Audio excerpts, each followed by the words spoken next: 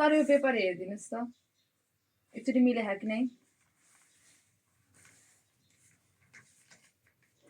म यसो कम्प्युटरमा चेक गरेर भन्छ खानु कि नखानु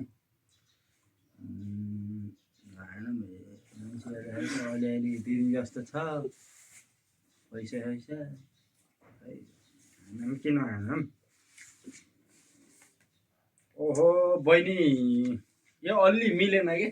यहाँ अलि सिधा लेख्न पर्थ्यो होइन यसो मुनि यो धरका मुनि आइज कि यसलाई सच्चाएर लिएर आउनु पर्यो भोलि आउनुहोस् तपाईँ होइन मलाई अलिकति इमर्जेन्सी नै छ बरु पैसा सुसा अलिकति बढी नै दिउँ नानी ओहो